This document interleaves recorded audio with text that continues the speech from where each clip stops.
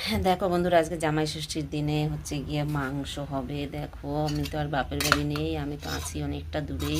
তোমরা কম বেশি সবাই জানো বন্ধুরা।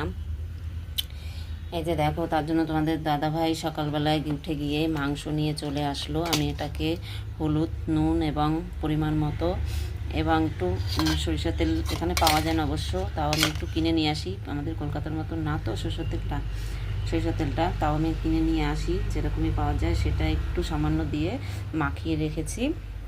আর এই দেখো, পাটায় মশলা তোমরা তো সবাই জানো, সেটাও করে রেখেছি।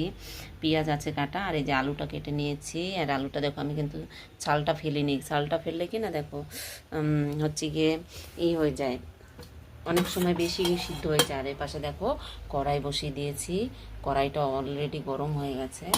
এবং একটু আমি আলুটা ভেজে নেই বন্ধুরা, ঠিক আছে। আজকে তো জামাই ষষ্ঠীর দিন, খুব সুন্দর দিন। দেখো, এই যে সকালবেলায় উঠে আমি একটা আম কেটে নিয়েছিলাম, কিন্তু একটু আমি খেয়েওছি। আর দাঁড়াও, একটা জিনিস দেখাচ্ছি।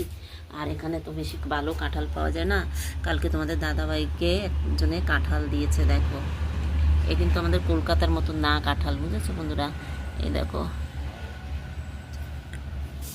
ওটা অন্যরকম কাঁঠাল, মানে রসালো না, খাজে টাইপের, কিন্তু অতটা টেস্টি না খেতে। এই দেখো, তেলটাও গরম হয়ে গেছে, আমি আলুটা ভেজে নেই বন্ধুরা। আজকে তো জামাই ষষ্ঠীর দিনে সবার বছরের একটা একটা জামাই ষষ্ঠীর দিনে মেয়েদের, যাদের বিয়ে হয়েছে তাদের জামাইদের একটা অনেক অনেক বড় মানে দিন এটা, তাই না বন্ধুরা। আলুটা ভেজে নিয়ে আমি একটু লাল লাল করে,